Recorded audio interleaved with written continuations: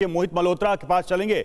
नारायणगढ़ से हमारे साथ जुड़े हैं। नारायणगढ़ का क्या इक्वेशन है इस बार मोहित, और बड़े मुद्दे यहां पर क्या हैं जिसको ध्यान में रखकर मतदाता पहुंच रहे हैं, और साथ में तस्वीरें भी दिखाइए।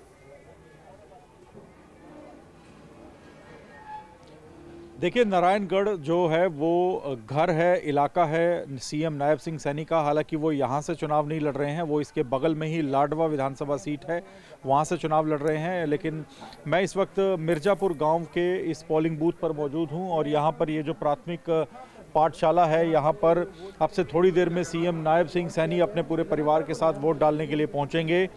और ये उनका गढ़ माना जाता है, क्योंकि कुरुक्षेत्र से ही वो लगातार सांसद रह चुके हैं और लाडवा विधानसभा सीट से खुद चुनाव मैदान में हैं। सुबह सुबह वोट डालकर अपने परिवार के साथ वो पूरे जो लाडवा विधानसभा जहां से वो चुनाव लड़ रहे हैं वहां का मुआयना करेंगे, वहां के अलग अलग बूथों पर जाएंगे। तो सीएम नायब सिंह सैनी की प्रतिष्ठा दांव पर है, ना सिर्फ अपने कुरुक्षेत्र की तमाम जो विधानसभा सीटें हैं उनको बचाने का उन पर दारोमदार है, तो वहीं तीसरी बार सरकार सत्ता में आएगी या नहीं, क्योंकि ये भी देखने वाली बात होगी। सीएम नायब सिंह सैनी के चेहरे पर ही बीजेपी चुनाव लड़ रही है। सीधे तौर पे कहा गया है बीजेपी के द्वारा कि अगर तीसरी बार सरकार बनती है तो नायब सिंह सैनी ही मुख्यमंत्री होंगे, तो उनके चेहरे को आगे रखकर चुनाव लड़ा जा रहा है। इसी वजह से उनकी साख दांव पर लगी हुई है, और सीएम नायब सिंह सैनी अब से थोड़ी देर में यहाँ पर वोट डालने पहुंचेंगे, और उसके बाद वो अपना जो विधानसभा क्षेत्र है लाडवा वहां पर जाएंगे। बिल्कुल बिल्कुल मोहित, हमारे साथ जुड़े रहिएगा। देखिए, पुनीत शर्मा हमारे सहयोगी फरीदाबाद से हमारे साथ जुड़े हुए, उनका रुख करेंगे। पुनीत, आज सभी 90 सीटों के लिए वोटिंग हो रही है, सुबह 7 बजे से वोटिंग शुरू हो गई है। आप कहां पर इस वक्त मौजूद हैं और मतदाताओं से आपने बात की है, क्या है फरीदाबाद के मुद्दे?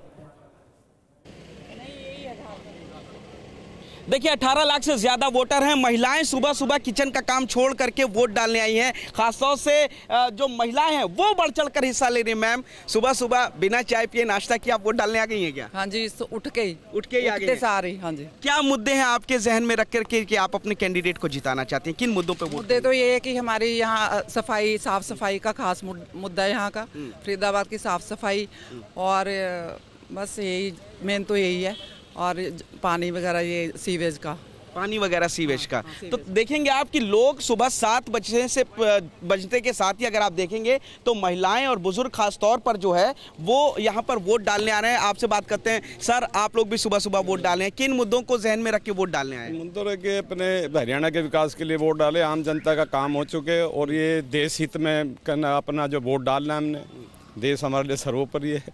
तो आज हमारे लिए खुशी का दिन है। 5 साल में एक बार आता है, हम सिलकर पूरे हरियाणा के विकास के लिए वोट करेंगे। पहले नाश्ता करें, सीधा वोट डालने आए? वोट डालने आए, पहले वोट डालने आए, तो अपने मताधिकार का इस्तेमाल कर रहे हैं। 18 लाख करीब वोटर हैं यहाँ पर। लोगों की बातों से लग रहा है कि उन्होंने ये तय किया है कि पहले मतदान फिर जलपान, कम से कम उनकी बातों से यही समझ में आ रहा है। रोहतक चलेंगे, हमारे साथ इस वक्त कुमार विक्रांत जुड़े हुए हैं। कुमार, रोहतक में क्या तस्वीरें निकल कर आ रही हैं सुबह सुबह मतदान की?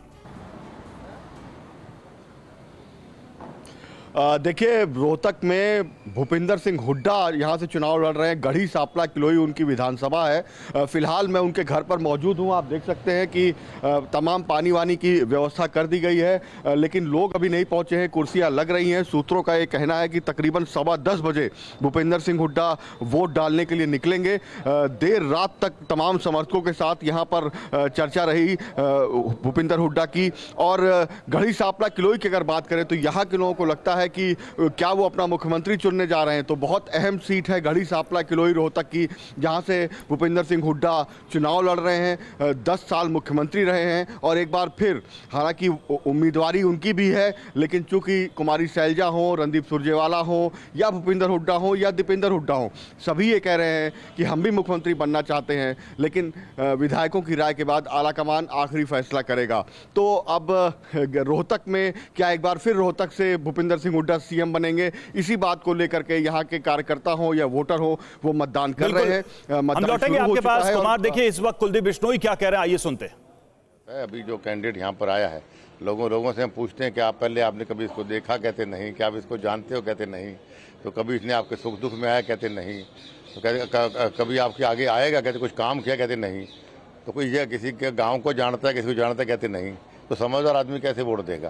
तो बहुत बढ़िया माहौल है और आने वाले समय भव्य ने पिछले 1.5 साल के अंदर बहुत बढ़िया काम आदमपुर में किए। लगभग 800 करोड़ के विकास कार्य करवाए और अगले 5 साल वो 1.5 साल के अंदर ही 5 साल मिलेंगे तो पढ़ा लिखा है, नौजवान है, समझदार है, चौधरी भजनलाल जी की झलक लोग इसमें देखते हैं। तो आने वाले 5 साल भी ज़बरदस्त काम करके आदमपुर को और बुलंदी तक पहुँचाएंगे। एक पूर्व मुख्यमंत्री के साथ मनमुटाव की खबरें चल रही थी, खबरें चल रही थी। नहीं, मेरी तो किसी से मनमुटाव नहीं, हम तो सबसे बना के रखते हैं। चौधरी भजनलाल जी ने ये कहा कि सबसे बना के रखो। ठीक। तो आज हरियाणा की सभी 90 सीटों के लिए वोटिंग हो रही है। हमारे सभी सहयोगी हमारे साथ जुड़े हुए थे, बहुत शुक्रिया आप सभी का।